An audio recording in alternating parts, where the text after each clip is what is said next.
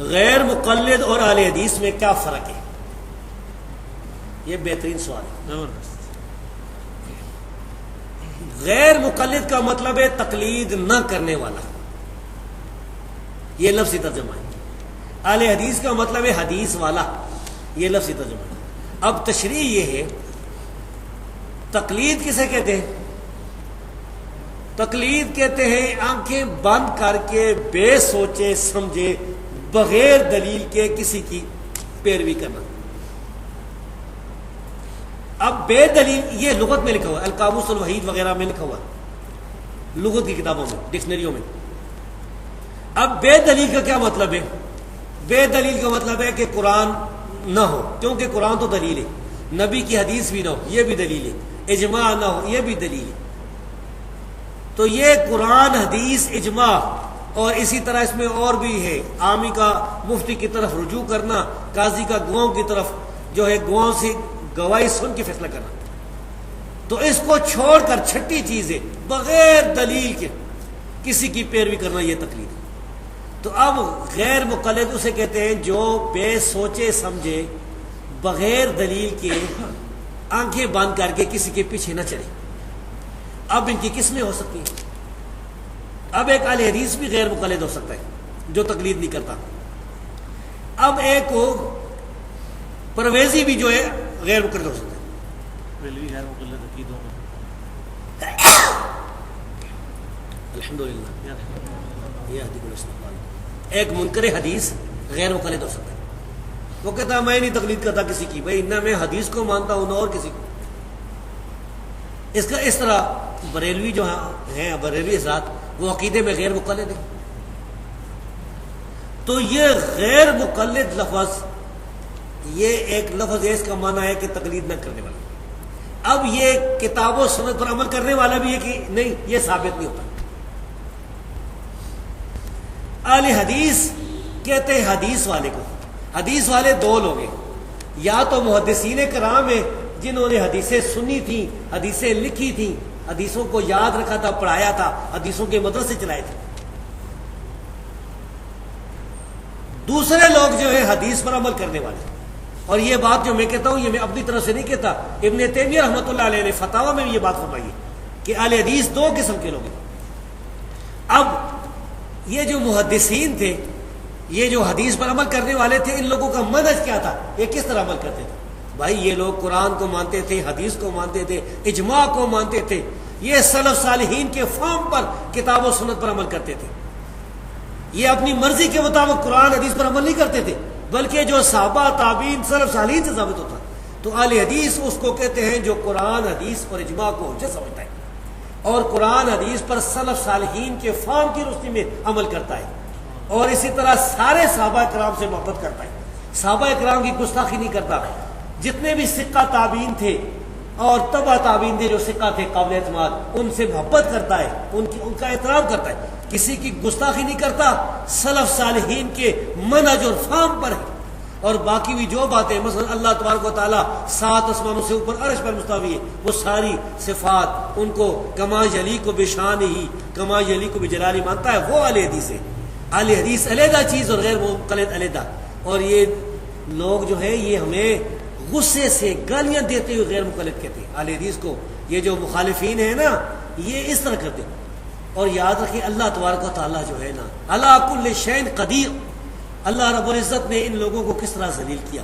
یہ ہمارے لیے جو یہ غلط لفظ استعمال کرتے تھے، یہ لفظ انہوں نے اپنے اماموں کے بارے میں استعمال کیا، غیر مقلد کا لفظ۔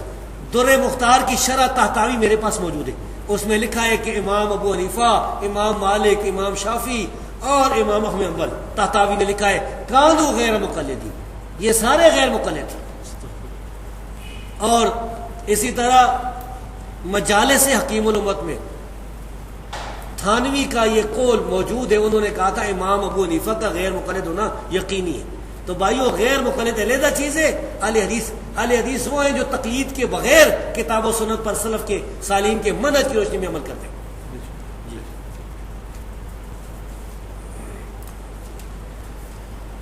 دم کرنے کے بارے اور تعویذ لٹکانے کے بارے میں احادیث مبارکہ کی روشنی میں بتا دیں۔ دم کرنا جو ہے یہ صحیح حدیث سے ثابت ہے۔ نبی کریم صلی اللہ علیہ وسلم نے فرمایا، صحیح مسلم کی حدیث ہے، من اراد ان ينفع اخاہ من استطاع ان ينفع اخاہ فلیفعل، جو آدمی اپنے بھائی کو فائدہ پہنچا سکتا ہے وہ فائدہ پہنچائے۔ یہ اسی دم کے بارے میں۔ اسی طرح آپ نے فرمایا کہ اعرضوا علی رقاکم، یہ تم اپنے دم جو ہے میرے سامنے پیش کرو، جس میں شرک نہ ہو، اس کے ساتھ کوئی حرج۔ دم جو ہے وہ اگر شرکیہ ہے تو حرام ہے۔ اگر کوئی ایسا دم کرتا ہے یا جبریل یا میکائیل یا غوث الاعظم یا پیر دستگیر، یہ سارے شرک ہیں، یہ بالکل جائز نہیں۔ اور اگر کوئی اس طرح دم میں قرآن کریم کی آیت پڑھتا ہے، نبی کریم صلی اللہ علیہ وسلم کی کوئی حدیث میں دعا پڑھتا ہے، تو پھر یہ بالکل جائز ہے، صحیح ہے۔ تعویذ اب آ گیا۔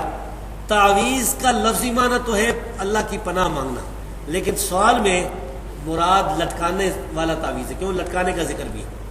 تعویذ کچھ لوگ جو ہے وہ لکھتے ہیں کاغذ پر یا کسی اور چیز پر بھی لکھتے ہوں گے، عام طور پر کاغذ پہ ہوتا ہے، لکھ کے وہ اس کو لپیٹ کے پھر کپڑے میں لوہے کے اس میں لاکٹ میں کسی میں ڈال کے پھر وہ لٹکا لیتے ہیں، گردن میں لٹکا لیتے ہیں، بازو کے ساتھ باندھ لیتے ہیں، مختلف ان کی حالتیں ہوتی ہیں۔ یہ جو تعویذ ہے، اس تعویذ کے بارے میں اس کی دو حالتیں، ایک یہ کہ تعویذ کے اندر شرک لکھا ہوا، مثال کے طور پر غیر اللہ سے مدد مانگی گئی ہو، اور اس طرح شرکیہ ہم نے تعویذ دیکھے لوگوں کے لیے، یہ سارے حرام ہیں۔ بعض جگہ پنجہ بھی بنا ہوا ہوتا ہے، 12 اماموں کے نام بھی لکھے میں نے دیکھے تعویذوں سے پر، تو یہ سارے حرام ہیں۔ بعض تعویذ ایسے ہوتے ہیں جن کے اوپر ہندسے لکھے ہوتے ہیں، 1 2 3 اوپر نیچے، بعض اس طرح لکیریں ہوتی ہیں، یہ بھی حرام ہے ساتھ، کیوں؟ جادو کی قسم ہے۔ بعض تعویذ ایسے ہیں جن پر قرآن کریم کی آیات لکھی ہوتی ہے یا نبی کریم صلی اللہ علیہ وسلم کی حدیث لکھی ہوتی ہے۔ یہ تعویذ جو ہے اس کے بارے میں علماء کرام کا اختلاف ہے، کچھ کہتے تھے کہ جائز ہے، تابعین تبع تابعین کے دور میں ہمارے اسلاف میں سے، اور کچھ کہتے تھے ناجائز ہے۔ ہم نے جب دونوں طرح کے دلائل دیکھے تو جو کہتے ہیں ناجائز تھے ان کو ترجیح حاصل ہے، کیونکہ سد ذریعہ بھی ہے، دوسرا یہ اس کا ثبوت بھی کوئی نہیں، نبی کریم صلی اللہ علیہ وسلم سے کسی جلیل القدر صحابی سے بھی ثبوت نہیں ہے اس قسم کے تعویذوں کا، اور تیسری بات یہ کہ اس سے توہین بھی ہوتی ہے، آدمی کبھی کس حالت میں ہوتا ہے، بہت سی باتیں۔ راجع اور صحیح بات یہ ہے کہ یہ قرآنی تعویذ بھی ہو تو یہ جائز نہیں ہے، یہ نہیں لٹکانا چاہیے، لیکن فتویٰ نہیں لگے گا۔ اگر کوئی لٹکا لیتا ہے تو اس پر مشرک یا بدعتی کا فتویٰ نہیں لگے گا، مسئلہ اجتہادی ہے۔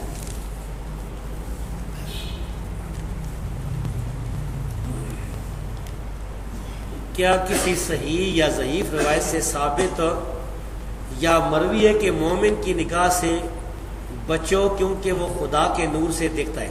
ہاں، ایک روایت تو آتی ہے بے سند اور موضوع کے، اتقوا من فراست المومن فإنه ينظر بنور اللہ، یہ کوئی طبرانی میں ضعیف مردود روایت ہے، یہ صحیح نہیں ہے۔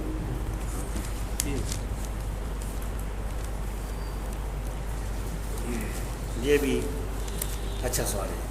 اہل سنت والجماعت اور اہل حدیث میں کیا فرق ہے، اور کیا صحابہ کرام تابعین اور تبع تابعین اہل سنت ہے یا اہل حدیث؟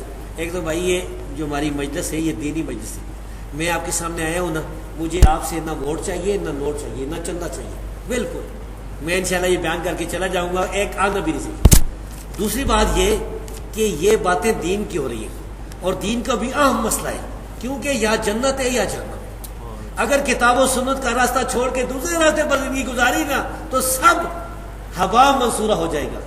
تو یہ تحقیق کا وقت ہے، مرنے سے پہلے تحقیق کر لیں، مسئلہ دیکھ لیں اور ٹھنڈے دماغ سے سنیں، اور جس میں بھی شک ہو اصل کتاب دیکھ لیں، حوالہ دیکھ لیں۔ اور کیا صحابہ کرام تابعین اور تبع تابعین اہل سنت تھے یا اہل حدیث؟ اہل سنت والجماعت کا مطلب ہے سنت اور جماعت والے۔ جماعت کے دو معنی ہو سکتے ہیں، ایک معنی یہ ہوتا ہے اجماع ماننے والے، ایک معنی ہوتا ہے صحابہ کی جماعت ماننے والے، دونوں مراد ہی ہیں۔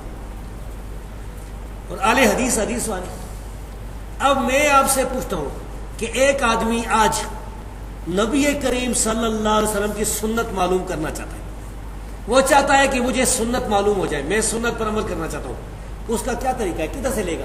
صحیح حدیث سے۔ حدیث کے علاوہ سنت کا کوئی اور ذریعہ نہیں ہے۔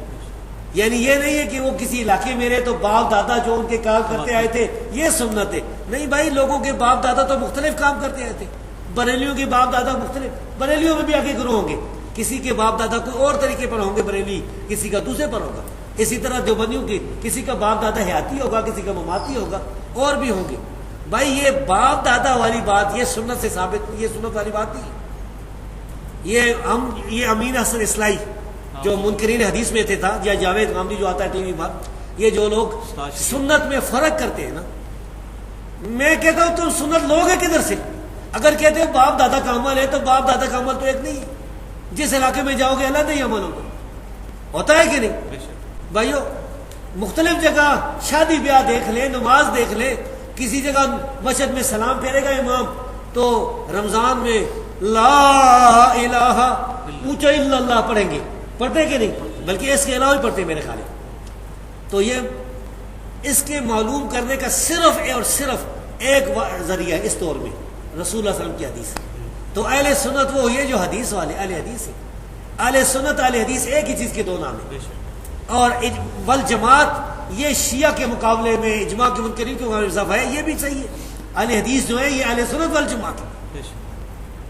اچھا، وہ کتاب ہے کفایت المفتی، مفتی کفایت اللہ دیوبندی دہلوی، ان سے پوچھا گیا نا اہل حدیث کے بارے میں کہ اہل سنت والجماعت ہے کہ نہیں، پہلی جلد میں لکھا ہے انہوں نے کہا اہل سنت والجماعت ہے، اور لکھا ہے کہ تارک تقلید جو ہے اہل سنت والجماعت سے باہر نہیں ہوتا ہے۔ اچھا، سنت اور حدیث میں سب سے پہلے فرق کرنے والا کون آدمی آپ کو پتہ ہی ہے؟ سب سے پہلے سنت اور حدیث میں فرق کرنے والا کہ حدیث علیحدہ چیز سنت علیحدہ چیز ہے، یہ مرزا غلام احمد قادیانی تھا۔ اس نے کشتی نوح میں جو اس کی کتاب ہے لکھا ہے کہ سنت علیحدہ چیز ہے، حدیث علیحدہ۔ یہ جتنے منکرین حدیث ہیں یہ مرزا قادیانی سے لیتے ہیں، حالانکہ اشرف علی تھانوی نے بشتی دور میں لکھا حدیث سنت ایک چیز ہے۔ اور بھی ہم کتابیں، امام مالک رحمۃ اللہ علیہ کا تو مشہور صحیح واقعہ ہے جس میں وہ حدیث سنت کو ایک قرار دیتے ہیں۔ سنا دوں واقعہ وہ؟ امام مالک رحمۃ اللہ علیہ سے کسی نے مسئلہ پوچھا کہ یہ جو ہے وضو میں یہ پاؤں کی انگلیوں کا خلال کرنا کس طرح ہے، یہ پاؤں کی انگلیوں کا خلال کرنا یہ اس کیا مسئلہ ہے؟ انہوں نے کہا اس کی کوئی دلیل نہیں، کوئی ثبوت نہیں۔ اسی مجلس میں امام عبداللہ بن وہب رحمۃ اللہ علیہ بھی، یہ واقعہ تقدمۃ الجرح و تعدیل میں اور امام بیہقی سنن کبریٰ کی پہلی جلد میں حسن لذاتی سند کے ساتھ، یہ صحیح سند کے ساتھ لکھا ہوا ہے۔ ادھر امام عبداللہ بن وہب نے کہا کہ عندنا فی ذالک سنہ، ہمارے پاس مصریوں کے پاس اس کے بارے میں ایک سنت ہے۔ امام مالک نے فرمایا ہاتھ میں کون سی پیش کر؟ انہوں نے اپنی سند کے ساتھ حدیث بیان کی اور اس حدیث میں مستورد ابن شداد رضی اللہ تعالیٰ تک سند پہنچائی، اور وہ فرماتے ہیں کہ رسول اللہ صلی اللہ علیہ وسلم آپ فرماتے تھے کہ انگلیوں کا خلال کرو۔ امام مالک نے یہ سن کر فرمایا ان ھذا الحدیث حسن، یہ تو حسن حدیث ہے، اچھی حدیث ہے۔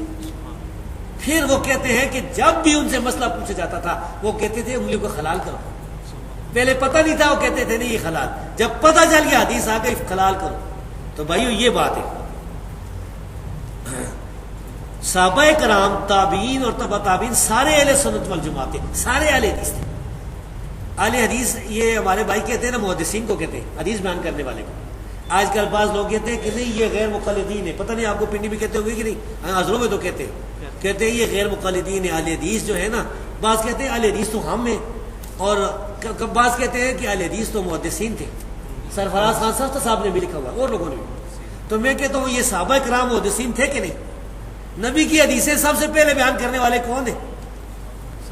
صحابہ کرام ہیں۔ اسی لیے ایک گمراہ فرقہ جو ہے صحابہ کرام پر حملہ کرتا ہے، صحابہ کرام کو برا کہتا ہے نا، مقصد کیا ہے کہ اسلام ختم ہو جائے، کیونکہ جب نبی کی حدیثیں بیان کرنے والے ہی مشکوک ہو جائیں گے تو حدیثیں ختم۔ وہ میں کہا کرتا ہوں نا کہ چور جو ہے نا، چور، اس کی سب سے زیادہ دشمنی کس سے ہوتی ہے؟ نہیں، یہ جو چور ہے نا، چوری کرنے والا، چوکیدار سے۔ چور کی سب سے زیادہ دشمنی چوکیدار سے. چور یہ چاہتا ہے کہ چوکیدار مر جائے تو میں لوٹ کے لے جاؤں. تو یہ جو چور ہے نا جو دین کو ختم کرنا چاہتے ہیں، وہ جو دین کے چوکیدار تھے صحابہ کرام اور تابعین کو برا کیا. بدعت کی جامع تعریف کیا ہے؟ کیا لاؤڈ سپیکر پر نماز پڑھنا بدعت ہے؟ مسجد میں اے سی لگانا، مسجد میں چراغ کی بجائے ٹیوب لائٹ لگانا وغیرہ. بدعت کی جامع تعریف یہ ہے کہ جو چیز ادلہ اربع سے ثابت نہ ہو، جو 4 دلیل قرآن، حدیث، اجماع اور اجتہاد، ان چاروں دلیلوں سے ثابت نہ ہو، اور خیر القرون میں اس پر عمل بھی نہ ہوا ہو، یعنی وہ چیز خیر القرون کے دور میں اس کا وجود ممکن ہو لیکن عمل بھی نہ ہوا ہو اور ادلہ اربع سے بھی ثابت نہ ہو. اس کی مثال کیا ہے؟ اس کی میں ایک مثال دیتا ہوں. اذان میں اگر کوئی آدمی کہتا ہے نا اشہد ان محمد رسول اللہ صلی اللہ علیہ وسلم، اس کے بعد کہتا ہے اشہد ان علی ولی اللہ، میں گواہی دیتا ہوں کہ علی رضی اللہ تعالیٰ عنہ اللہ کے ولی ہیں. بھائی کسی کو شک ہے کہ علی رضی اللہ اللہ کے ولی تھے؟ کوئی شک نہیں، یہ یقینی بات ہے کہ اللہ کے ولی تھے، یقینی بات ہے. لیکن اگر کوئی اذان میں یہ کہنا شروع کرتا ہے، ہم کہتے ہیں بدعت ہے، کیونکہ نہ یہ قرآن سے ثابت، نہ حدیث سے، نہ اجماع سے، اور نہ اجتہاد سے یہ ثابت ہے. اور 5ویں بات یہ کہ صحابہ، تابعین، تبع تابعین، خیر القرون کا جو دور ہے اس میں اس پر عمل نہیں ہوا. اب رہ گئے یہ مثلا مسجد میں گھڑیاں، مسجد میں ٹیوب لائٹ. بھائی یہ ان کا تو دین کے ساتھ تعلق نہیں. یہ تو اگر مسجد نہیں ہے کسی کا گھر ہے تو اس میں بھی گھڑی لگی ہوئی ہے ٹائم دیکھنے کے لیے. ٹیوب گھر ہے اس کا، اگر کوئی مثال کے طور پر کوئی ہوٹل ہے اس میں بھی ٹیوب لائٹ لگی ہوئی، اس کا دین کے ساتھ کیا تعلق ہے؟ اور اللہ فرماتا ہے، میرے استاد ہے نا حاجی ابو الرجال الدتا سودروی رحمہ اللہ، اللہ تعالیٰ ان کی قبر کو نور سے بھر دے. ایک آدمی کو انہوں نے کہا بھائی میں قرآن سے ثابت کرتا ہوں کہ یہ گھڑی جو ہے نا یہ بدعت نہیں ہے.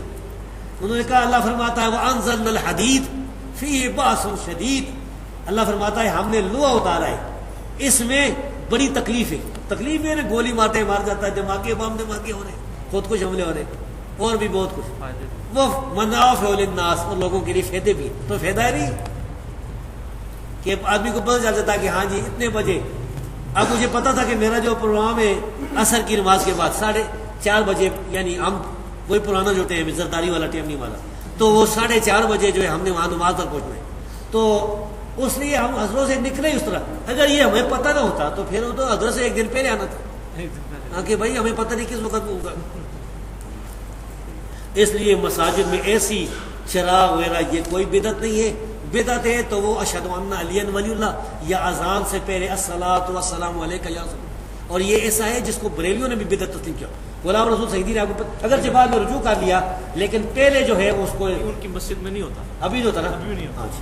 اچھا سر، یہ اگر اسپیکر کی وجہ سے مکبر کی سنت اٹھ جائے، مکبر کو سنت مانتے ہیں مکبر بھی شکر، ہاں جی، اگر اسپیکر کی وجہ سے مکبر کی سنت اٹھ جاتی ہے تو اس کانٹیکس میں پھر ہم جس طرح عرب والے ہیں انہوں نے مکبر بھی رکھا ہوا ہے، اسپیکر بھی رکھا ہوا ہے، لیکن 4 نمازیوں کے ساتھ اسپیکر لگا دیتے ہیں. نہیں وہ صحیح بات، یہ بات بہتر ہے کہ اگر لوگ زیادہ ہوں نا، مثال کے طور پر وہ 40 50 100 صفحے ہیں تو اتنے دور تک جو ہے وہ آواز، اب لاؤڈ اسپیکر لگا ہوا ہے نا، تو اس میں فرض کرے کہ لاؤڈ اسپیکر نہ ہو تو پھر کدھر تک آواز جاتی تھی؟ فلان جگہ تک. تو بہتر ہے کہ پیچھے مکبر بھی ہو جائے. بہرحال یہ مسئلہ بھی اجتہادی مسئلہ ہے. اس میں ہم اگر وہ مکبر نہیں رکھتے اور لاؤڈ اسپیکر پر ہی استعمال کرتے ہیں تو چونکہ یہ ایک ایسی چیز ہے جو رسول صلی اللہ علیہ وسلم کے زمانے میں نہیں تھی. بہتر والی بات وہ یہ ایجاد بات کی ہے، اس دور کی ایجاد ہے. انبیاء، صالحین، صدیق وفات کے بعد اپنی قبور میں میٹھی نیند سو رہے ہیں یا کس طرح قرآن اس کی رہنمائی سے واضح. بھائی یہ تو انبیاء سارے جو ہیں وہ جنت میں اعلیٰ مقام پر، نبی کریم صلی اللہ علیہ وسلم جنت میں اعلیٰ مقام پر موجود، سارے انبیاء، صدیقین بھی اور نیک لوگ جتنے شہداء صالحین سارے اپنی وفات کے بعد یا شہادت کے بعد عالم برزخ میں یا اللہ تبارک و تعالیٰ نے برزخ میں ان کو جنت میں انہیں اگر داخل کر دیا ہے، یا جس کی قبر کوئی جنت کے باغوں میں سے ایک باغ بنا دیا، قبر سے جنت کی طرف دروازے کھول دیے، تو اللہ تبارک و تعالیٰ ہر چیز پر قادر ہے، وہ سارے اسی طرح جنت میں خوشوں میں موجود ہیں، نعمتیں ہی نعمتیں ان کے لیے. اور ان میں سے ایسے بھی خوش نصیب ہیں جن کو کہا جاتا ہے نم کا نومت العروس، سو جا جس طرح دلہن سوتی ہے، اور اس سے یہ وہ عرس نہیں ثابت ہوتا.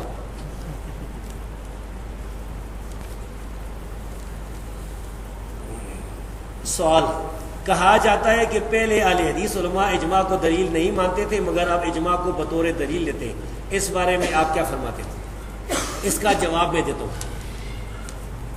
سید نذیر حسین محدث دہلوی کا نام سنا ہوگا آپ، ان سے بڑی نفرت کرتے ہیں دیوبندی بریلوی حضرات. یہ ہندوستان میں 60 سال تک حدیث پڑھانے والے تھے، اور اللہ تبارک و تعالیٰ نے ایسی برکت عطا فرمائی کہ ان کے ہاتھ شاگرد جو تیار ہوئے نا، شاگردوں کی فوج ہزاروں میں شاگرد، اور ان کے شاگرد بھی ہیرے ہیں.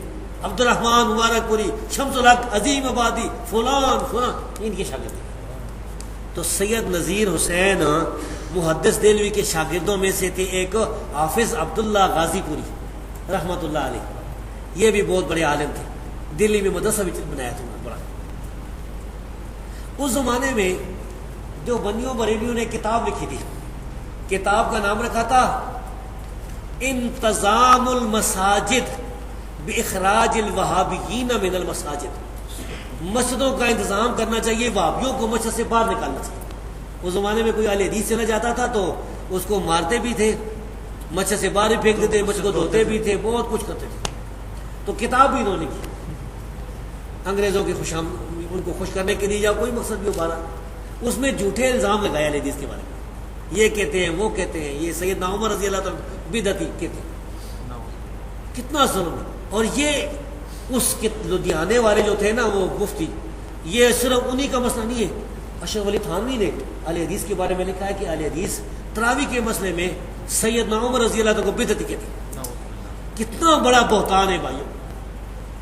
میں اللہ کی قسم کھا کے کہتا ہوں کہ میں آج تک اپنے کسی استاد سے سیدنا عمر رضی اللہ تعالیٰ پر یہ فتویٰ نہیں سنا، کسی کتاب میں نہیں پڑھا، کسی سے ہم نے نہیں سنا. آپ نے سنا کسی نے اس کا؟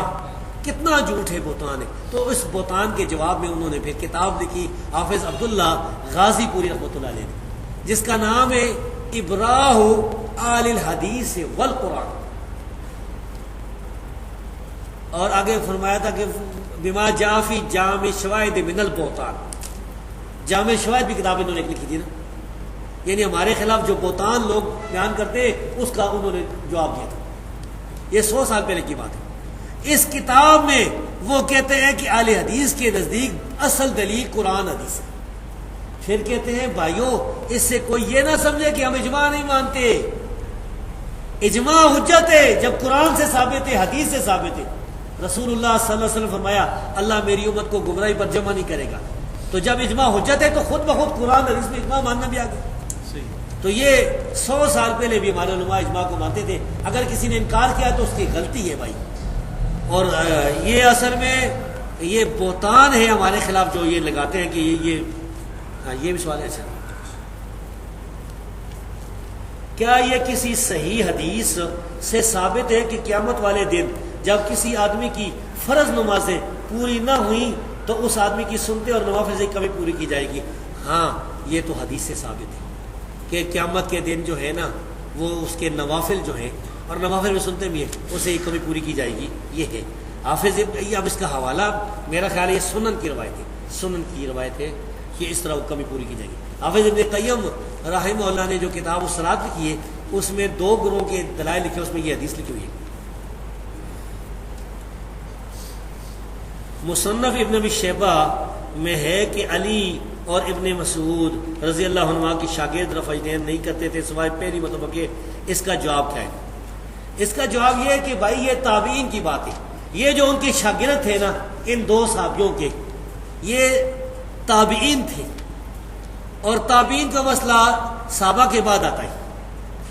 صحابہ کرام جو ہے ان سے ترک رفع دین ثابت نہیں ہے، ان سے رفع دین کا کرنا ثابت ہے. کسی ایک صحابی سے بھی ترک رفع دین ثابت نہیں. اس وجہ سے ہم یہ کہتے ہیں کہ یہ ان کا جو اجتہاد ہے ان کو تو ضرور اللہ تبارک و تعالیٰ اجر عطا فرمائے گا کہ کس وجہ سے اہل کوفہ کے عمل کی وجہ سے کس وجہ سے انہوں نے یہ کام کیا ہے. لیکن جب ہمارے سامنے نبی کریم صلی اللہ علیہ وسلم کی سنت ثابت ہو جائے، صحابہ کی آثار بھی صحیح ثابت ہے، بلکہ عبداللہ بن عمر رضی اللہ تعالیٰ عنہ تو دیکھتے تھے اگر کوئی آدمی رفع دین نہیں کرتا اس کو کنکیوں سے مارتے تھے. تو اس وجہ سے ہمیں تو اس کو ترجیح دینی پڑے گی. تابعین کی بہت سی باتیں ہیں، یہ جو ان کی تابعین ہے بہت سے تابعین کے مسئلے ہیں جو کہ حنفی نہیں مانتے. وہ ایک کتاب ہے نا اللمحات، اس میں ابراہیم نخعی کے 50 مسئلے لکھے ہیں محمد رئیس ندوی صاحب نے جو حنفی حضرات نہیں مانتے. ان میں سے ایک موٹا مسئلہ سمجھو، تابعین کہتے تھے جرائم پر مسح کرنا جائز ہے، اور ہمارے یہاں دیوبندی بریلوی کہتے ہیں جائز نہیں. تو بھائی تو ادھر کے دمنا نہیں. یہ اب سوال ہے جی عیسیٰ علیہ السلام جب دوبارہ آئیں گے تو کیا نبی بن کے آئیں گے؟ اگر نبی بن کے نہیں آئیں گے تو نبی امتی کیسے بن سکتا ہے؟ اور اگر نبی بن کر آئیں گے تو نبی کی موجودگی میں نبی کیسے آ سکتا ہے؟ پہلی بات تو یہ کہ عیسیٰ بن مریم علیہ السلام قیامت سے پہلے آئیں گے، یہ بات صحیح حدیث سے ثابت ہے. آج آپ کو ایک نقطہ بھی بتا دوں کیونکہ ہمارے پڑھے لکھے بھائی بیٹھے ہیں نا، بہت زبردست نقطہ ہے، اور یہ نقطہ ایک آدمی نے ایک مرزائی مربی کے سامنے بیان کیا تھا تو وہ بھاگ گیا تھا چکر. ان کی تو بنیاد ہی یہی ہے عقیدہ. میں ابھی وہ بتاتا ہوں. مرزا غلام احمد قادیانی نام کا ایک کذاب دجال گزرا ہے، اس نے ایک کتاب لکھی حمامت البشرا. حمامت البشرا یہ چھپی ہوئی موجود ہے مارکیٹ میں، روا کی چھپی ہمارے پاس موجود ہے، شیطانی خزائن میں بھی ہے. اس کتاب میں مرزا قادیانی نے یہ اصول لکھا ہے کہ نبی اگر کوئی پیشن گوئی بیان کرے، قسم کھا کر پیشن گوئی بیان کرے کہ میرے بعد یہ بات ہوگی، اور اس میں قسم کھائے کہ اللہ کی قسم یہ بات ہوگی، تو یہ ظاہر پر محمول ہوتی ہے، تعویل نہیں کی جاتی، مجاز نہیں ہوتی، اس کا ظاہری معنی مراد ہوتا ہے. سمجھا گئی بات؟ اب نبی کریم صلی اللہ علیہ وسلم کی پیشن گوئی صحیح بخاری مسلم میں موجود ہے. آپ نے فرمایا کہ یعنی قسم کھا کر آپ نے فرمایا کہ عیسیٰ بن مریم تمہارے اندر نازل ہوگا. تو عیسیٰ بن مریم جو ہے وہ قیامت سے پہلے نازل ہوگا. یہ مرزا غلام احمد ورد چراغ بی بی یہ نازل ہوگا، یہ کوئی حدیث نہیں. عیسیٰ بن مریم والی حدیث ہے. پھر یہ بھی ثابت ہے کہ عیسیٰ بن مریم آسمان سے نازل ہوگی. مسند البزار میں یہ صحیح روایت موجود ہے. ایک دفعہ میں نے پیش کی تھی مرزا، وہ بھی بھاگ گئے تھے. وہ بیکی والی روایت مسلمانوں سے کہتے ہیں نا، میں تو وہ بھی خیر. عیسیٰ علیہ السلام نبی ہے، اس میں کوئی شک نہیں کہ عیسیٰ علیہ السلام اللہ کے نبی ہے، سچے نبی ہے، اور نبی سے نبوت چھینی نہیں جاتی ہے. تو جب وہ آئیں گے نبی ہی ہوں گے. لیکن اس کے ساتھ ساتھ وہ نبی کریم صلی اللہ علیہ وسلم کے صحابی بھی ہیں، کیونکہ عیسیٰ علیہ السلام جو ہے ان کی ملاقات ہوئی ہے رسول اللہ علیہ وسلم کے ساتھ، دونوں زندہ تھے. اس لیے حافظ ابن حجر علیہ صحابہ میں عیسیٰ علیہ السلام کو صحابی ذکر کی، اور صحابی امتی ہوتا ہے. تو عیسیٰ علیہ السلام امتی بھی ہے، نبی بھی ہے. جب آسمان سے نازل ہوں گے، آئیں گے، اب وہ کس طرح کریں گے؟ صحیح مسلم میں لکھا ہوا ہے امکم بکتاب ربکم وسنت نبیکم. عیسیٰ علیہ السلام جو ہے تمہاری امامت کریں گے اللہ کی کتاب اور نبی کی سنت کے ساتھ. تو بھائی اب عیسیٰ علیہ السلام پر وہی بھی آئے گی، لیکن وہی کا تعلق دین کے کسی مسئلے کے ساتھ نہیں ہوگا. وہی یہ ہوگی کہ چلو مسلمانوں کو لے کے جاؤ، دجال کو مارو، یہ کرو. دین مکمل ہو چکا. یہی دین عیسیٰ علیہ السلام جو ہے نافذ کرے گا. ہمارے کچھ بھائی جو ہے فتاوی شامی میں لکھا ہوا ہے اور مکتوبات شیخ سرہندی میں لکھا ہوا ہے کہ عیسیٰ علیہ السلام حنفی مذہب پر دیکھا ہے. ہاں جی، حنفی مذہب پر عمل کریں گے. بھائی آپ غور کریں، عیسیٰ علیہ السلام جو نبی بھی ہے اور رسول اللہ علیہ وسلم کے صحابی بھی ہیں، امام ابو حنیفہ سے تو افضل ہے، اس میں تو شک نہیں. امام صاحب کے پیچھے کیوں چلاتے ہو؟ امام حنیفہ کو ان کے پیچھے چلاؤ. سارا جھوٹ، اس طرح کی باتیں اللہ معاف کرے. تو بھائی یہ حقیقت ہے، یہ آ سکتا ہے، یہ آئیں گے. حسن بصری رحمۃ اللہ علیہ سے ثابت ہے، انہوں نے فرمایا کہ قسم کھا کر عیسیٰ علیہ السلام اس وقت زندہ ہیں اور وہی نازل ہوں گے.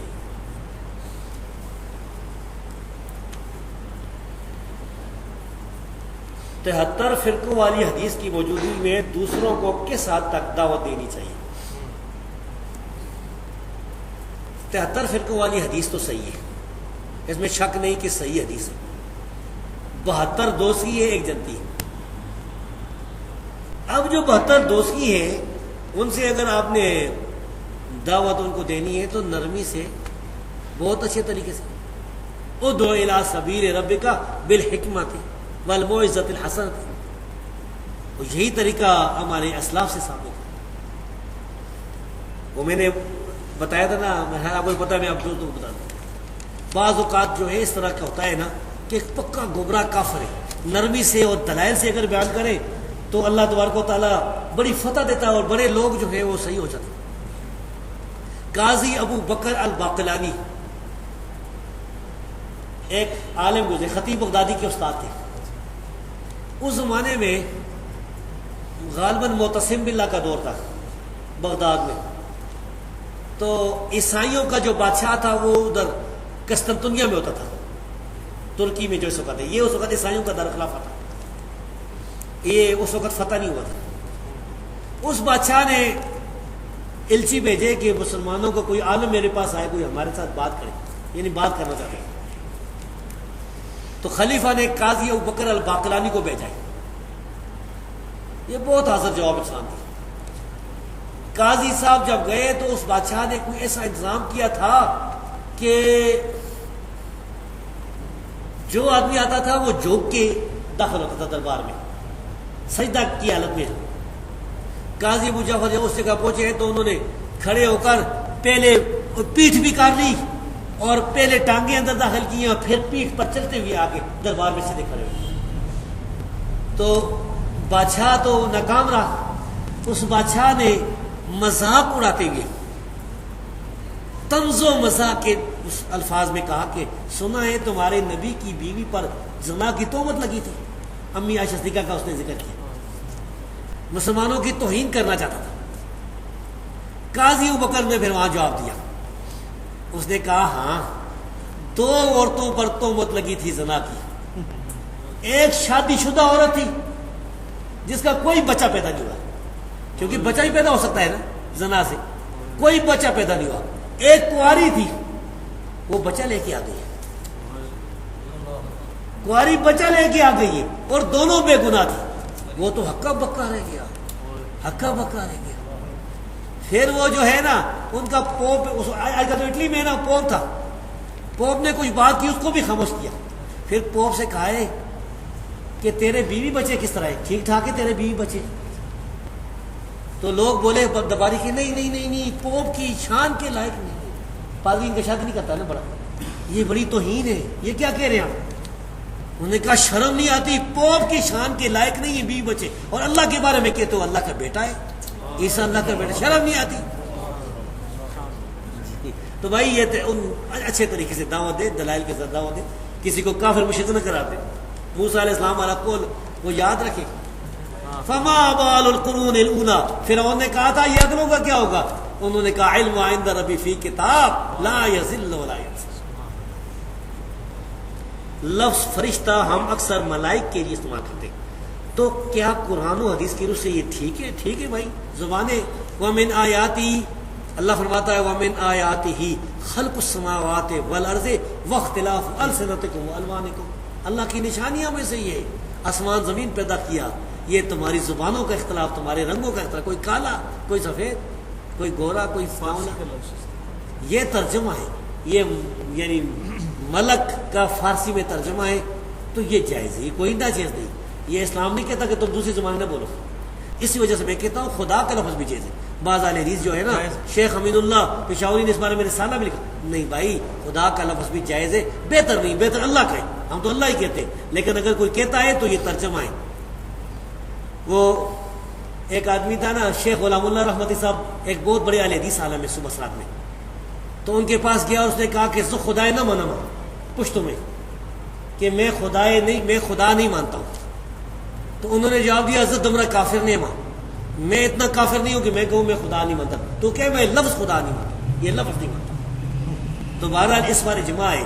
جب خدا پر اجماع ہے، آلوسی نے روحانی میں اجماع نقل کیا ہے ترکی کہتے ہیں تکری، ازبک کہتے ہیں تھینگے تالا، یونانی کہتے ہیں تھیوس، انگریز کہتے ہیں گاڈ، اور کتنے کی کیا کہتے ہیں. تھیوس تو مجھے پتا کیونکہ یونانی مجھے آتی ہے.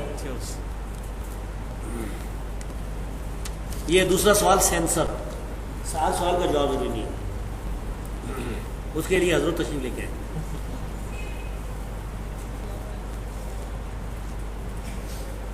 یہ سوال ہے کیا یہ بات صحیح ہے کہ کعبہ میں 4 مصلے تھے 4 اماموں کے؟ ہاں بھائی 4 مصلے تھے خانہ کعبہ کے ارد گرد، لیکن یہ مصلے اماموں نے نہیں بنائے تھے، یہ کوئی ان کی وفات کے 700 سال بعد بنے، اور یہ ترکوں نے بنائے تھے. یہ عثمانی ترک جو تھے نا، ترکوں نے یہ مصلے بنائے تھے 4 مصلے. اور ان کے بارے میں رشید احمد گنگوئی انہوں نے لکھا ہے کہ یہ بری بات ہے، ان کی تالیفات میں لکھی. ہاں یہ امر زبون ہے، برا ہے. وہ میرے پاس حوالہ لگا ہوا ہے، وہ فون پر مجھ سے آپ حوالے لے سکتے ہیں. تو یہ اللہ تعالیٰ جزائے خیر دے یہ آل سعود کو کہ انہوں نے شیخ عبدالعزیز، یہ ملک عبدالعزیز نے آ کر وہ 4 مصلے ختم کی. میرے والد صاحب کہتے ہیں کہ میں جب گیا تھا 1953 میں، وہ حج کے لیے گئے تھے بسوں پر، وہ کہتے ہیں اس وقت مصلے موجود تھے لیکن نماز نہیں ہو رہی تھی. ہاں ابھی تصویریں ہیں اس کی. اچھا، تو وہ اس طرح تھا کہ نماز خاص طور پر مغرب کی نماز میں بڑا بعض سیاحوں نے لکھا ہے کہ جب مغرب کی نماز حنفی بھی اسی وقت پڑھتے ہیں، جب اہل حدیث شافعی بھی پڑھتے ہیں سارے اپنے، تو امام ایک کہتا ہے اللہ اکبر رکوع کے لیے جاتا ہے، دوسرا سمجھتا ہے کہ نہیں سجدے کو جا رہے ہیں، وہ اللہ اکبر سجدے کو جا رہا ہے. اسی طرح وہ کچھ سمجھ نہیں آتی تھی کہ کیا ہو رہا ہے. اگر آپ داڑھی کٹواتا ہے کیا وہ امامت کرا سکتا ہے؟ یعنی مراد یہ ہوگا کیا داڑھی کٹوانے والے کے پیچھے نماز جائز ہے کہ نہیں؟ کٹوانے سے مراد اگر داڑھی منانا ہے تو یہ فاسق فاجر ہے، اس کے پیچھے نماز نہیں پڑھنی چاہیے. اگر یہ مسلمانوں کا خلیفہ بادشاہ ہے اور کہیں نماز پڑھا رہا ہے تو نماز ہو جائے گی اگر اس کا عقیدہ صحیح ہے، لیکن فاسق فاجر ہے اس کے پیچھے جان بوجھ کر نماز نہیں پڑھنی چاہیے. اور اگر وہ تھوڑی تھوڑی اس کی ہے تو بھی فاسق ہے. اگر ایک مٹھی سے زیادہ کٹاتا ہے تو پھر نماز ہو جاتی ہے. یہ مسئلہ اجتہادی ہے، صحابہ کرام ثابت ہے، فاسق فاجر نہیں ہوتا. صحابہ سے ثابت ہے. ہاں صحابہ کرام سے ثابت ہے، تابعین سے بھی ثابت ہے، اور بغیر اختلاف کے ثابت ہے. کسی ایک نے انکار نہیں کیا. میں کہتا ہوں اجماع ہے، یہ اجماع ہے. اس بارے میں یہ 2 موقف غلط ہے. ایک ہمارے استاد جو ہے نا، میرے کئی استاد اہل حدیث علماء جو کہتے ہیں داڑھی کو کینچی لگانا حرام ہے، یہ بھی غلط ہے. اور شیخ البانی جو کہتے ہیں کہ ایک مٹھی سے کاٹنا واجب ہے ضروری، یہ دونوں غلط ہے. بہتر یہ کینچی نہ لگائیں، اگر کوئی لگا لیتا ہے ایک مٹھی سے زیادہ تو جائز ہے، کیونکہ یہ اگر حدیث کے خلاف ہوتا تو کوئی تو انکار کرتا صحابہ کرام سے، لیکن نبی کریم صلی اللہ علیہ وسلم سے کینچی ثابت نہیں، اس لیے نہیں لگا چاہیے. من القا ہے، القا لفظ نہیں ہے، من علقا تمیمتن فقد اشرکا، جس نے منکا لٹکایا اس نے شرک کیا. اس کا مطلب ہے یہ لکھا نے جس نے تعویذ لگایا. تمیمہ کہتے ہیں منکے کو، وہ گول گول جو ہوتے ہیں نا دانے. اس بارے میں طالب الرحمان صاحب نے کتاب بھی لکھی ہے. وہ اگر یہ جواز کی طرف گئے لیکن اس کی بس وجہ یہ تھی کہ شاہ محمود ربانی نام کے ایک آدمی نے فتویٰ لگایا تھا یہاں پنڈی میں امام احمد حنبل رحمۃ اللہ علیہ پر. تو پھر جو ہمارے استاد ہیں، میرے استاد حافظ عبدالحمید اظہر حافظ اللہ، انہوں نے اور کس اور نے یعنی مشورہ دیا تو پھر شاہ صاحب نے وہ کتاب لکھی ہے دفاع میں نا. تو بہرحال صحیح مسئلہ یہی ہے کہ جو شرک ہے، شرکیہ تعویذ یا یہ منکے جو ہے نا، پھاٹک منکا ہمارے یہاں ان کو میں یہ بھی استعمال ہوتا ہے، وہ کہتے ہیں پھاٹک منکا، تو یہ شرک ہے. اگرچہ ایک روایت یہ بھی آئی ہے امی عائشہ صدیقہ رضی اللہ تعالیٰ عنہا سے، وہ کہتی ہے کہ منکا اگر بیماری کے بعد ڈالا جائے تو شرک نہیں ہے. یہ بھی صحیح روایت ہے. تحوی کی شرح مانی الاثار میں مستدرک الحاکم ہے. وہ کس نیت سے اگر وہ عورت اپنی خوبصورتی کے لیے لگاتی ہے شاید اس کانٹیکسٹ میں بس وہ ہوگا. بہرحال یہ ہے شرک جو ہے نا وہ شرکیہ اور یہ منکے شرک ہے. کون سی؟ اچھا عقائد اور مسائل، کون سی چیز عقائد میں شامل ہے کون سی چیز مسائل میں شامل ہے، یہ فرق عام آدمی کو کس طرح معلوم ہوگا؟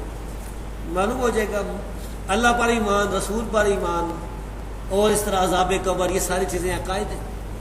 اب جو مسائل ہیں، مثال کے طور پر نماز میں رفع دین کرنا، ہاتھ باندھنا، یہ وغیرہ، یہ سارے مسائل ہیں. تو یہ آدمی تحقیق کر لیتا ہے. بعض ایسی چیزیں ہوتی ہیں جس کی وجہ سے انسان کافر نہیں ہوتا. مثال کے طور پر ایک آدمی تحقیق کرتا ہے کہ رکوع کے بعد ہاتھ باندھنے چاہیے، دوسرا کہتا نہیں مجھے ٹھیک ہے، اجتہادی مسئلہ ہے.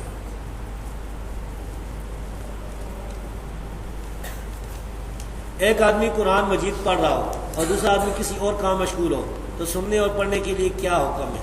بہتر یہ ہے کہ اگر کوئی دوسرا آدمی وہاں کسی کام میں مشغول ہے وہ نہیں سنتا تو یہ آدمی دل میں پڑھ لے. ضروری ہے کہ اس کو ممکن ہے کہ دو آدمی باتیں بھی کر رہے ہوں، کیونکہ ایک حدیث میں آتا ہے رسول اللہ صلی اللہ علیہ وسلم فرمایا کہ کوئی آدمی کسی پر قرآن جہرن نہ پڑھے، یعنی نمازی جو ہے نا، مثال کے طور پر نمازی نماز پڑھ رہا ہے اور ایک آدمی اونچا قرآن پڑھنا شروع کرے اور وہ بھول جائے تو یہ صحیح نہیں. تو اسی لحاظ سے مسلمان کی زبان اور ہاتھ سے دوسرے مسلمان محفوظ رہتے ہیں. تو اگر تو دوسرے بھائی کو تکلیف ہو رہی ہے تو وہ قرآن جو دل میں پڑھ لے، یا کہے اس دوسرے بھائی کو تم یہاں سے چلے جاؤ، وہی باتیں ہوتی ہیں. ورنہ جو ہے قرآن کا سننا ضروری ہے. 6 کلموں کی کیا حقیقت ہے؟ ان کو 5ویں اور 6ٹے کو یاد کرنا، بچوں کو بڑوں کو یاد کرنے کی ترغیب دلوانا کیا بدعت ہے یا نہیں؟ اسی طرح بریلوی کتابوں میں دعائے جمیلہ، دعائے اکاشا وغیرہ کے متعلق کیا حکم ہے؟ دعائے جمیلہ، دعائے اکاشا کا تو مجھے پتہ ہی نہیں کیا ہے. بریلوی کے بارے میں تو خیر اتنی معلومات بھی ہمارے پاس نہیں ہے. تو دوسرا یہ 6 کلمے جو ہیں ان کا کوئی ثبوت نہیں ہے. کلمہ صرف ایک ہی ہے، لا الہ الا اللہ محمد رسول اللہ، یا اشہد ان لا الہ الا اللہ اشہد، یہ ایک کلمہ ہے. اور ہم نے یہ کلمہ ثابت بھی کر دیا اپنے رسالے میں اللہ کے فضل سے. جو اسی وجہ سے میرے استاد حافظ عبد المنان نور پوری حافظ اللہ، انہوں نے مجھے خط بھی لکھا تھا، بڑی خوشی کا اظہار کیا. تو یہ 6 کلمے یہ نہ تو کسی حدیث سے ثابت ہے، نہ کسی صحابی سے ثابت ہے، نہ کسی تابعی سے ثابت ہے، نہ کسی امام سے. امام ابو حنیفہ سے بھی ثابت ہے، امام تابعی سے بھی نہیں. پتہ نہیں چار کلمے تو حدیثوں بخاری مسلم میں موجود ہیں. نہیں وہ تو دعائیں ہیں نا، دعائیں کلمے نہیں ہیں، وہ دعائیں ہیں نا. وہ دعائیں کلمے یہ 6 نہیں ثابت کہ اسلام کے لیے 6 کلمے ہونے چاہیے. یہ دعائیں ہیں، دعائیں تو جی. یہ قرآن مجید میں ایک جگہ کفار کو مردوں سے تشبیہ دے کر کہا کہ یہ سنتے نہیں، اس کی تشریح کسی محدث کی روشنی میں بیان فرمائیں. محدث تو پھر حافظ ابن حجر کی فتح الباری دیکھ لیں، اس میں اور قرآن کریم کی جو یعنی تشریحات ہیں. ابھی تو مجھے اس طرح یاد نہیں ہے کہ کس محدث نے کیا فرمایا. بہرحال وہ جو ہے نا، یہ مجھے یاد ہے کہ علماء کرام کہتے ہیں کہ یہ جو کافروں کی یعنی نفی ہے نا سننے کی، یہ سماع و انتفاع ہے، انہیں یعنی نفع دینے والا سننا نہیں اس سے مراد. باقی یہ کہ مثلا کلیب بدر والوں نے سنا تھا کافروں نے نبی کریم صلی اللہ علیہ وسلم کی بات کو، یہ ثابت ہے. تو یہ مسئلہ سماع موتا کا یہ بڑا اختلافی مسئلہ ہے اور لمبا مسئلہ ہے. اس بارے میں ہماری تحقیق یہ ہے کہ مردہ کچھ نہیں سنتا سوائے اس کے جو نبی کریم صلی اللہ علیہ وسلم کی حدیث سے ثابت ہے. مثلا قدموں کی آواز سنتا ہے. اصحاب بدر جو تھے وہ کفار جو مارے گئے تھے انہوں نے سنا تھا، بس یہ ثابت ہے. باقی مردہ کچھ نہیں سنتا. بعض لوگوں نے غلو کر کے بخاری کی اس حدیث کو ہی ضعیف قرار دے دیا، مماتیوں نے، دیوبندیوں نے. وہ تو بخاری کو ہی ضعیف قرار دے. وہ جو ایک ان میں سے ایک مماتی ہے، اس نے ایک کتاب لکھی ہے قرآن مقدس اور بخاری محدث. یہ دیکھیں اس کی جہالت. قرآن مقدس لفظ صحیح ہے مقدس، لیکن بخاری محدث لفظ غلط ہے. محدث نام ہی غلط ہے. اس میں گالیاں دی ہیں امام بخاری کو اور حدیث کے اماموں کو. اس کا جواب میں نے دیا ہے. یہ مماتی دیوبندی کو احمد سعید ملتانی جو ہے نا، یہ جیل میں چھٹ گیا. ہماری عدالتوں کو تو آپ کو پتہ بھی ہے. اس کا بیٹا تو سلفی ہو گیا. 2 اگر کوئی شخص اس طرح دعا مانگتا ہے کہ اے اللہ اپنے حبیب صلی اللہ علیہ وسلم کے صدقے میرا فلاں کام کر دے، اس طرح کہنا کیا بدعت ہے؟ جی ہاں بدعت ہے، کیونکہ ایسا جو ہے نہ صحابہ سے ثابت ہے، نہ تابعین سے، نہ تبع تابعین سے، نہ محدثین سے، نہ اماموں سے. جتنے بھی ہیں نا بڑے بڑے یعنی 300-400 سال تک اس سے ثابت نہیں ہے. تو ڈائریکٹ اللہ سے دعا کریں، وسیلہ پیش کرنے کی کیا ضرورت ہے؟ اس بارے میں آپ ابن تیمیہ کی کتاب الوسیلہ دیکھ سکتے ہیں. زکوٰۃ کے بارے میں بیان کریں کہ یہ کتنے مال پر فرض ہے. یعنی ایک شخص کے اوپر 5 لاکھ کا کاروباری قرض ہے، جبکہ اس کے پاس موجود مال 2 لاکھ کا ہے اور اس نے 4 لاکھ کا ادھار دیا ہوا ہے، تو کیا وہ اپنے پاس موجود مال کی زکوٰۃ ادا کرے گا یا کل مال کی، یا قرض کے علاوہ جو مال ہو؟ یہ بہت سے سوال ہیں اس میں. ایک تو یہ نا زکوٰۃ اگر تقریباً 10,000 روپے جس آدمی کے پاس ہے نا تو اس پر زکوٰۃ ہو سکتی ہے. اسے اگر تھوڑے ہیں اسے تو زکوٰۃ اس پر نہیں آتی. وہ لے صفی ما دون خمس اواقن صدقہ والی حدیث جو ہے نا، 5 اوقیہ چاندی سے کم اگر جس کا ہے نا اس پر صدقہ نہیں ہے. خیر تو یہ جو مسئلہ ہے کہ اس پر مثلاً 5 لاکھ روپے کا اس نے قرض اٹھایا ہوا ہے، لوگوں سے دیا ہے، اس کی تو یہ زکوٰۃ نہیں دے گا، اس کی زکوٰۃ تو وہ دے گا جس نے قرض اس کو دیا۔ اب اس کے پاس موجودہ مال 2 لاکھ کا ہے اور 4 لاکھ کا ادھار اس نے آگے دیا ہوا ہے، 4 اور 2 6 لاکھ کی یہ زکوٰۃ نکالے گا۔ صحیح ہے، ہاں ٹھیک ہے، 6 کی نکالے گا جی۔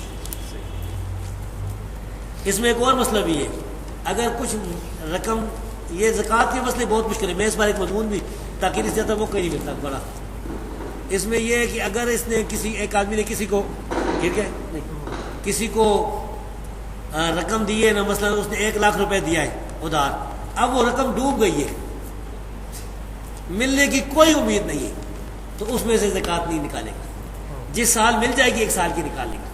شیخ ابن عثیمین کہتے ہیں کہ سارے سالوں کی نکالے گا، لیکن راجح یہی کہ جس سال مل جائے گی 1 سال کی نکالے گا۔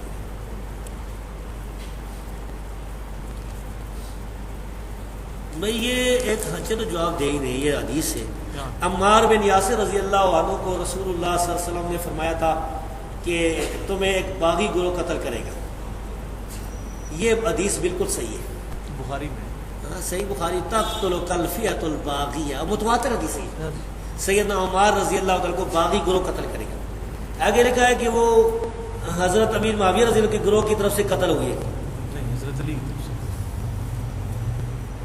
نہیں حضرت امیر معاویہ کے گروہ کی طرح، یہ غلط ہے، سیدنا علی رضی اللہ تعالیٰ عنہ کے فوج میں وہ موجود تھے، ان کے گروہ میں، ان کے لشکر میں موجود تھے، اور قتل کرنے والے جو تھے وہ سامنے والے شامی لشکر میں تھے، اور قتل کرنے والا جو تھا ابو الغادیہ تھا، ابو الغادیہ شامی امیر معاویہ رضی اللہ کے لشکر میں تھا ابو الغادیہ۔ تو ابو الغادیہ جو ہے، اچھا تو اب یہ باغی والا جو ہے ہم فتویٰ نہیں لگاتے ہیں بھائی، اس مسئلے میں یہ ہے کہ صحابہ کرام دونوں طرف صحابہ کرام تھے، مسئلہ اجتہادی تھا، اجتہادی خطا کی وجہ سے جو ہے وہ یہ کہہ سکتے ہیں کہ بھائی سیدنا علی رضی اللہ تعالیٰ کا گروہ جو ہے وہ اقرب الی الحق ہے، وہ حق پر ہے، دوسرا جو گروہ ہے اگر کوئی اس کو باغی کسی نے کہا بھی نا تو وہ خطا اجتہادی کے معنی میں، یعنی باغی جو ہے وہ کافر نہیں ہوتا ہے، باغی مسلمان بھی ہو سکتا ہے۔ قرآن کی آیت ہے وَإِن طَائِفَتَانِ مِنَ الْمُؤْمِنِينَ اقْتَتَلُوا فَأَصْلِحُوا بَيْنَهُمَا، مومنوں کی 2 جماعتیں، تو ہم پھر بھی سیدنا معاویہ رضی اللہ تعالیٰ عنہ یا ان کی جماعت کو باغی نہیں کہتے بھائی، لیکن یہ بات بالکل صحیح ہے کہ سیدنا عمار رضی اللہ تعالیٰ عنہ کو باغی جماعت قتل کرنے والی حدیث بالکل صحیح ہے۔ اگر حضرت عیسیٰ علیہ السلام نبی ہوں گے تو کیا حدیث میں آتا ہے کہ میں آخری نبی ہوں، میرے بعد کوئی نبی؟ ہاں یہ تو صحیح ہے، لیکن کہ اس سے مراد یہ کہ رسول اللہ صلی اللہ علیہ وسلم کے بعد کوئی نبی پیدا ہونے والا نہیں ہے، نبی کریم صلی اللہ علیہ وسلم کے بعد قیامت تک کوئی نبی پیدا نہیں ہوا۔ عیسیٰ علیہ السلام تو پہلے نبی ہے، وہ تو دجال کو قتل کر، دجال کا فتنہ بہت بڑا فتنہ ہے، دجال کو قتل کرنے کے لیے اللہ تبارک و تعالیٰ انہیں نازل فرمائے گا، جس طرح کہ اللہ نے ان کے ساتھ وعدہ فرمایا ہوا ہے، اور اس سے یعنی وہ بعد والے نبی تو نہیں بن جاتے نا، عیسیٰ علیہ السلام تو پہلے تھے، اگر کوئی نبی پیدا ہو جاتا تو پھر ختم نبوت جو ہے اس میں فرق آتا۔ وہ ایک مولوی صاحب نے لکھا ہے نا کہ فرض کریں کہ کوئی نبی پیدا ہو جائے تو ختم نبوت میں فرق نہیں آئے گا، خاتمیت محمدی میں، یہ غلط بات ہے، یہ بالکل غلط بات ہے، بڑا فرق ہے، وہ تو ختم نبوت ہی ختم ہوتا۔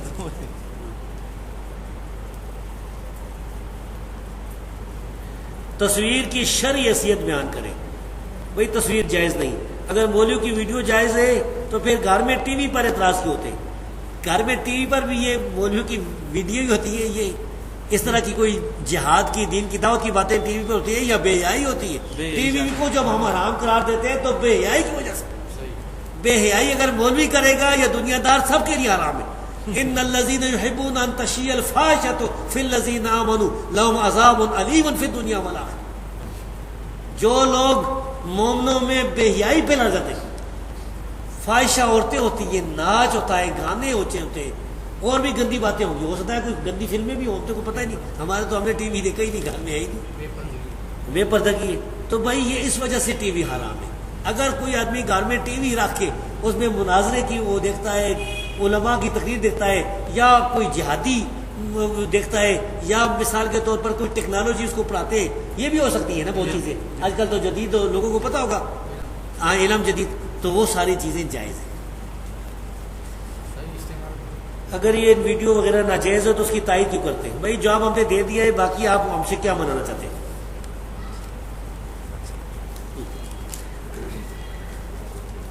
حدیث بیتی شریف الانبیاء یعنی احیاء رہ گیا فی قبور یصلون سے بعض لوگ انبیاء کی حیات ثابت کرتے ہیں، اس کی وضاحت فرمائی۔ ٹھیک ہے، انبیاء زندہ ہیں لیکن ان کی حیات برزخی ہے، دنیاوی نہیں ہے، اس سے دنیاوی ثابت نہیں ہوتی۔ یہ حدیث اگر صحیح بھی ہوتی نا، دنیاوی ثابت نہیں ہوتی۔ یہ حدیث جو ہے اس میں حجاج ایک راوی ہے، اب حجاج کون ہے یہ ثابت نہیں۔ ایک ضعیف روایت میں آتا ہے حجاج بن اسود ہے، اس کی بنیاد پر حافظ صاحب کو لگی غلطی، انہوں نے میزان دار میں حجاج بن اسود لکھ دیا، حجاج بن اسود لکھ دیا کہ یہ نکرہ یا مجہول ہے۔ حافظ ابن حجر نے بتایا کہ نہیں یہ ثقہ ہے، تو حجاج بن اسود تو ثقہ ہے لیکن یہ راوی حجاج بن اسود نہیں، یہ کوئی اور ہے، یہ پتہ ہے مجہول ہے، تو اس وجہ سے یہ روایت صحیح ہے۔ البانی نے اس کو صحیح کہا ہے، شیخ البانی نے زابی کی جو ہے نا اس پر اعتماد کیا ہے، زابی نے حجاج بن اسود کہہ دیا تھا تو شیخ البانی نے اس پر اعتماد کیا ہے، تحقیق نہیں کی۔ نیز یہ کہتے ہیں کہ معراج کے موقع پر نبی کریم صلی اللہ علیہ وسلم نے انبیاء کو دیکھا تھا تو وہ زندہ تھے۔ بھائی وہ تو معجزہ ہے، اس میں یہ کوئی نہیں لکھا ہو کہ وہ دنیا کی طرح زندہ تھے، وہ تو برزخی معاملہ ہے، ممکن ہے روح کو دیکھو، اور وہ آپ بھی قبروں میں زندہ ہیں، بالکل ہم مانتے ہیں کہ زندہ ہیں لیکن برزخی زندگی ہے، دنیاوی زندگی نہیں ہے۔ سر وہ جو موسیٰ علیہ السلام قبر میں نماز وہ صحیح حدیث ہے، صحیح مسلم کی، نبی کریم صلی اللہ علیہ وسلم نے دیکھا ہے کہ موسیٰ علیہ السلام قبر میں نماز پڑھ رہے تھے، یہ بھی برزخی معاملہ ہی ہے۔ وہ قائم یصلی، کھڑے ہوئے تھے، ہاں جی، کھڑے ہوئے تھے۔ ہم یہ کہتے ہیں کہ جو نماز پڑھ رہا ہو اس کو حنفی مذہب میں سلام دینا جائز ہے کہ نہیں؟ نہیں ہمارے میں تو جائز ہے، نہیں، ہم تو ہمارے جائز ہے نا، چلو آپ تو قبر پر جائیں گے نا، جب حجرہ کھولے گا دروازہ تو دے دیں گے، لیکن وہ جو ہے جو بریلوی جو بندی ان کی نزدیک تو سلام دینے کا جو سلام جائز نہیں ہے نمازی کو، تو وہ نماز پڑھے، یا تو بتائیں کہ اس وقت وہ نماز پڑھے، اب سلام پھیر دیا ہے، اب ذکر کر رہے ہیں، اب سلام دے۔ بھائی اس خواہ مخواہ جو ہے یہ کرتے ہیں۔ صحیح مسئلہ یہ ہے کہ رسول اللہ صلی اللہ علیہ وسلم قبر میں اور انبیاء برزخی طور پر زندہ ہے، برزخی، اور یہ بات حافظ ابن حجر نے بھی لکھی ہے اور یہ حافظ زابی نے بھی یہی بات فرمائی ہے، دونوں یہی کہتے ہیں کہ وہ برزخی زندگی، دنیاوی زندگی نہیں۔ سمجھ آ رہی بات؟ بھائی میرا پروگرام ہو رہا ہے۔ جس طرح آپ نے اپنے بیان میں کہا کہ صحابہ کرام نبی صلی اللہ علیہ وسلم کی حدیث چیزوں سے بھی محبت کر رکھتے تھے، بطور تبرک رکھتے تھے، تو کیا کوئی شخص کسی صحابی تابعی یا بزرگ والی چیزیں محبت سے اپنے پاس رکھ سکتا ہے؟ نہیں، صرف رسول اللہ صلی اللہ علیہ وسلم کی رکھ سکتا ہے۔ رسول اللہ صلی اللہ علیہ وسلم کی کوئی چیز اگر کسی کے پاس ہے نا وہ رکھ سکتا ہے، بالکل۔ اگر کوئی بال ہے، کوئی آپ کے کوئی کپڑا ہے، کیونکہ رسول اللہ صلی اللہ علیہ وسلم کے بعد صحابہ سے یہ بات ثابت نہیں، کسی نے بھی نہیں کیا۔ ابوبکر صدیق کی تبرکات رکھے ہو یا صحابہ کے بعد تابعین نے رکھے ہو، پھر بھی اگر کسی کے پاس کوئی صحابی کی بات ہے تو بھائی سنبھال کے رکھے، گھر میں بڑی خوشی کی بات ہے، بتایا بھی دیکھیں گے۔ ہاں جھوٹ ہوتا ہے۔ لاہور میں گیا نا، وہ لاہور میں شاہی مسجد لکھا ہے منسوب، رسول اللہ صلی اللہ علیہ وسلم کی طرح منسوب ہے، وہ احتیاط کی بھی منسوب لکھتے ہیں، ہاں منسوب لکھتے ہیں، یعنی ان کی کوئی اصل نہیں ہے، اصل نہیں ہے، جھوٹی باتیں ہیں، منسوب کی۔ اچھا سر، ایک بڑا امپورٹنٹ سوال ہے ساروں کے اعتبار سے، آج کل طاہر القادری صاحب دورہ صحیح بخاری اور مسلم کر رہے ہیں، جی اور یہ اس وقت بہت بڑا امتحان امت پہ آ پڑا ہے کہ وہ بخاری اور مسلم سے بدعقیدگیاں ثابت کر رہے ہیں، اور ابھی تک اس کا کوئی پرٹیکولر جواب سامنے نہیں آ رہا۔ ابھی صحیح مسلم کی چوتھی نشست میں انہوں نے یہ بات کی، یہ بڑی امپورٹنٹ ہے۔ وہ یہ کہتے ہیں کہ اگر یہ 100 سال کا اگر عرصہ نکال دیا جائے، یہ 100 سال کا، اس سے پہلے جتنے انڈیا پاکستان کے لوگ ہیں، دیوبند یا بریلوی، سب ایک عقیدے کے تھے، اور آج بھی صرف گلف کے لوگوں کو نکال کے جو عرب، ترکی، شام، لبنان، مصر، سب کے سب صوفیوں کا ماننے والے ہیں، یہ صرف 3-4% لوگ ہیں، اور یہ 100 سال کا فتنہ ہے۔ پیچھے مہاجر مکی کے وہی عقیدے ہیں کہ جو بریلویوں کے عقیدے ہیں، لہٰذا اختلاف ختم کیا جائے۔ آپ یہ بتائیں کہ یہ اس وقت عام آدمی پریشان ہوتا ہے کہ دنیا میں 95% لوگ صوفیاء والے ماننے والے ہیں، تبلیغی جماعت ساری صوفیت کے اوپر بیس کرتی ہے، تو یہ صرف چند ایک لوگ ہیں، وہ کہتے ہیں یہ بہت بڑا وسوسہ ہے، آپ یہ ان 95% کو چھوڑ کے 5% کے چل رہے ہیں۔ اس کو تھوڑا بریف کریں طائفہ منصورہ کے اعتبار سے، یہ بہت بڑا وسوسہ ہے لوگوں کو، یعنی اکثریت کا جو ہے نا تانا دینا، اکثریت کا۔ قرآن کریم آپ دیکھیں اور نبی کریم صلی اللہ علیہ وسلم کی حدیث، تو ان سے یہ صاف ثابت ہوتا ہے کہ اکثریت جو ہے وہ سیدھے راستے پر نہیں آتی۔ مثال کے طور پر رب فرماتا ہے بسم اللہ الرحمن الرحیم، اعوذ باللہ من الشیطان الرجیم، وَإِن تُطِعْ مَن فِي الْأَرْضِ يُضِلُّكَ عَن سَبِيلِ اللَّهِ، اے نبی اگر تو اکثریت لوگوں کی اکثریت کی اطاعت کرے تو تجھے سیدھے راستے سے وہ گمراہ کر دیں گے۔ وَمَا يُؤْمِنُ أَكْثَرُهُم بِاللَّهِ إِلَّا هُمْ مُشْرِكُونَ، سورہ یوسف میں آتا ہے اکثر لوگ اللہ پر ایمان کا دعویٰ بھی کرتے ہیں، ایمان بھی رکھتے ہیں اور مشرک بھی ہوتے ہیں۔ وَقَلِيلٌ مِّنْ عِبَادِيَ الشَّكُورُ، شاکر بندے تھوڑے۔ قرآن کریم سے اب تاریخ دیکھ لیں، نبیوں کی تاریخ دیکھ لیں، ایسے بھی نبی آئے ہیں جن کا کوئی ایک امتی نہیں تھا۔ قیامت کے دن وہ نبی ایک آئے گا، کوئی امتی نہیں ہوگا، کسی کے ساتھ ایک یا دو امتی ہوں گے۔ سب سے زیادہ ہمارے نبی کی اور موسیٰ علیہ السلام کی امت زیادہ ہوگی، السلام کی۔ تو یہ جو ہے سارے، اب میں آپ کو سناؤں ایک حدیث جو طاہر القادری کے لیے بھی بڑی پکی ہے، صحیح بخاری اور صحیح مسلم کی متفق علیہ سے۔ اچھا، قیامت کے دن رب العالمین اتنے غضب میں ہوگا جتنے غضب میں نہ کبھی پہلے ہوا نہ کبھی آئندہ ہوگا۔ بولے اعوذ باللہ۔ اس دون سارے ڈرے ہوئے ہوں گے، انبیاء بھی ڈرے ہوں گے۔ اس دن رب فرمائے گا یا آدم اخرج باس النار، اے آدم یہ جو انسان کھڑے ہیں نا ساری مخلوق ہوگی، جن انسان سارے ہوں گے، اگلے پچھلے گورے کالے سب ہوں گے، مرد عورتیں سب ننگے کھڑے ہوں گے۔ رب فرمائے گا ان میں سے جہنمیوں کو علیحدہ کر دیں۔ آدم علیہ السلام پوچھیں گے وما باس النار، اے رب جہنمی کیا ہے، کتنے ہیں؟ رب فرمائے گا من کل الف 999 بولے اعوذ باللہ۔ ہر 1000 میں سے 999 جنت۔ ٹھیک ہے، یاجوج ماجوج ہوں گے، کتنے ہوں گے یاجوج ماجوج؟ خرب کر دو، اسی کے اوپر کر دو۔ بھائیو یعنی قیامت کے دن 1000 میں سے صرف ایک آدمی جنت میں جائے گا قیامت کے دن۔ صحیح بخاری اور صحیح مسلم کی اس حدیث سے ثابت ہوا کہ 1000 میں سے صرف ایک آدمی جنت میں جائے گا۔ پھر اس طرح صحیح مسلم کی حدیث سے رسول اللہ صلی اللہ علیہ وسلم نے فرمایا کہ بدأ الاسلام غریبا، اسلام جو ہے وہ اجنبیوں میں آیا ہے، اوپروں میں آیا ہے، تھوڑے تھوڑے تھے، یعنی ایک دو ہر قبیلے میں سے ایک آدمی دو۔ سیعود غریبا، پھر اجنبی ہو جائے گا۔ فطوبى للغرباء، ان اجنبیوں کے لیے خوشخبری ہے جو اجنبی ہوں گے۔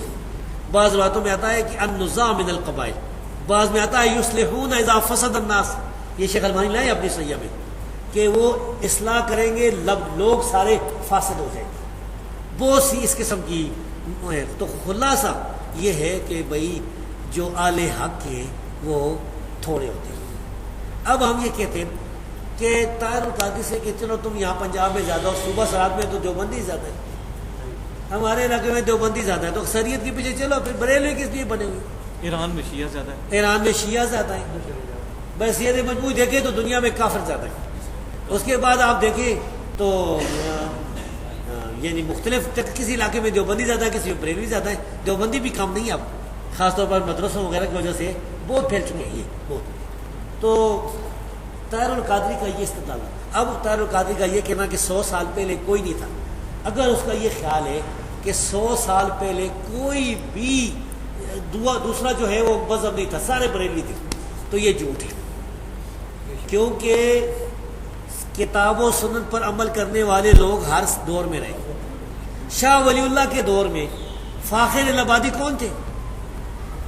الہ آباد سے جو آئے تھے، جنہوں نے فیضین کر کے نماز پڑھی تھی، اب جسے رسالہ نجاتیہ لکھا ہے، میرے پاس فارسی میں رسالہ پڑھا ہوا ہے جس میں کہتا ہے تقلید حرام ہے۔ جب اس کو لوگ مارنا چاہتے تھے تو اس نے کہا کہ مجھے مارتے کیوں دہلی میں، اپنے کسی مولوی کے پاس لے جاؤ۔ لوگ لے گئے شاہ ولی اللہ کے پاس۔ شاہ ولی اللہ نے جب دیکھو سنا تو پتہ تھا بڑا عالم ہے، انہوں نے کہا ٹھیک ہے یہ بھی، وہ لوگ چلے گئے، چھوڑ دیا۔ انہوں نے کہا شاہ ولی اللہ سے کہ آپ کب شروع کریں گے؟ شاہ ولی نے کہا میں شروع کرتا تو آج تو نہ بچتا، لوگ مجھے بھی معافی کہتے ہیں۔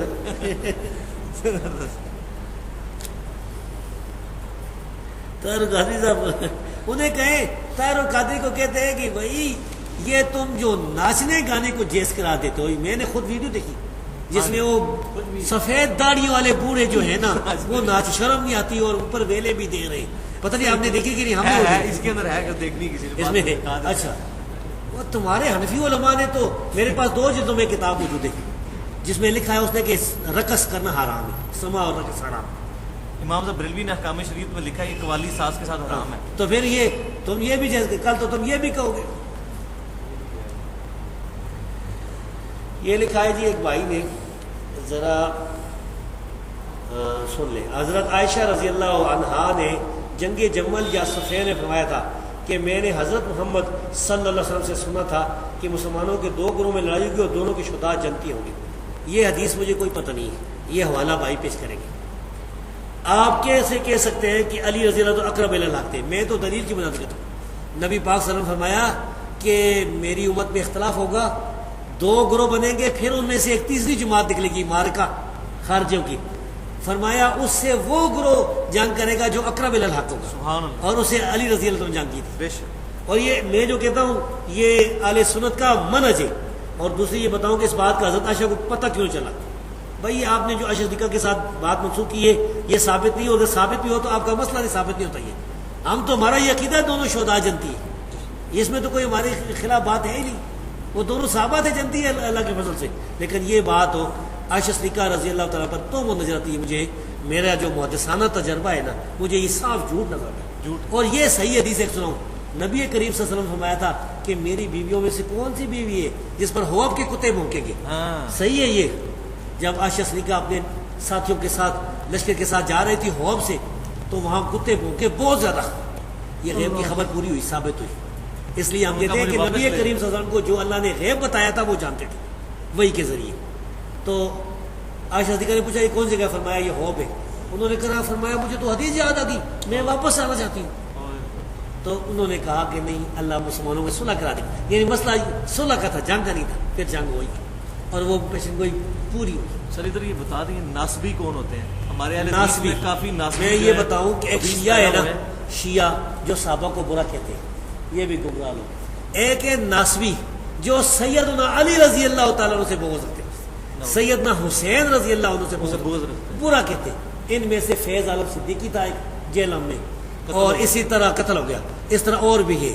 یہ لوگ جو ہے، فیض عالم صدیقی نے لکھا ہے، میں پڑھا ہے کہ نام نہاد خلافت، علی کی نام نہاد خلافت۔ نعوذ باللہ۔ فیض عالم صدیقی کی ایک اور بتاؤں، فیض عالم صدیقی لکھا ہے امیر المومنین، صاحب غار، پتہ نہیں کیا کیا، ابوبکر صدیق رضی اللہ عنہ۔ لکھا ہے امیر المومنین، شہید محراب، پتہ نہیں کیا کیا، سیدنا عمر رضی اللہ عنہ۔ امیر المومنین، ذو النورین، بڑی تعریف بیان کی۔ اب علی آئے، لکھا ہے علی، حضرت علی۔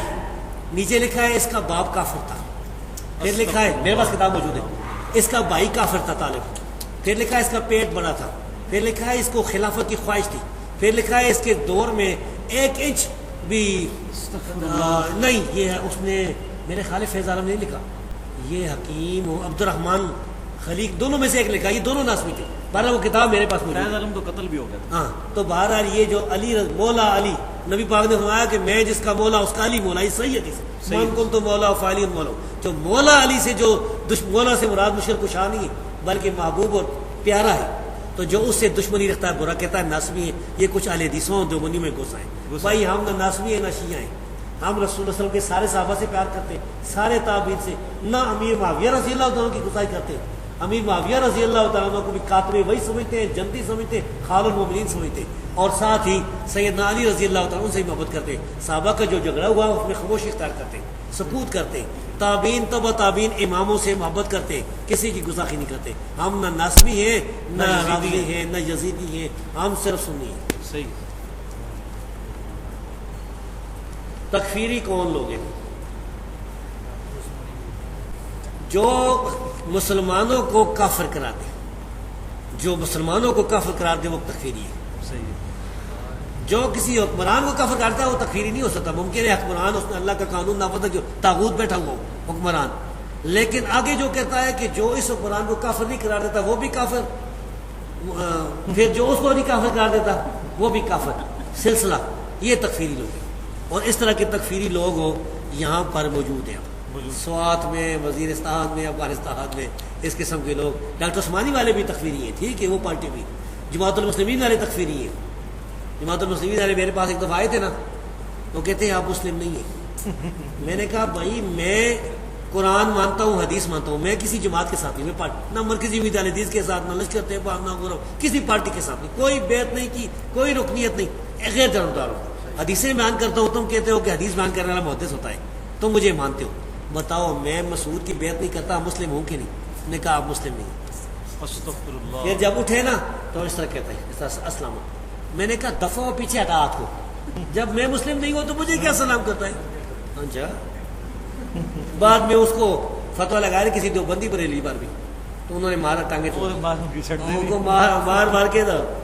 بس یہ بھائی کچھ اس میں ایسا ہے جو میرے پاس آنا پڑے گا. کوئی طاغوت کے مسائل بہت نازک ہے. ایجنسی والے جو ہے نا مجھ سے کچھ نہ کچھ فتویٰ نکالنا چاہتے ہیں کہ جلدی پوچھیں. جس پر قرضہ ہو وہ جہاد پر جا سکتا ہے. ہاں جہاد پر جا سکتا ہے بھائی، اگر اس پر قرضہ ہے تو قرضہ ادا کرے. مدرسے داخل ہوئے، ایک بڑا جہاد ہے، وہ جا کے پڑھے، بہت بڑا جہاد ہے. جی جی ٹھیک ہے جی. آپ بھائیوں سے اجازت دیتا ہوں. اللہ تبارک و تعالیٰ کتاب و سنت پر آپ کو مجھے ثابت قدم رکھے. اللہ تعالیٰ اس مجلس کو ہمارے لیے جو ہے باعث اجر بنائے. واقول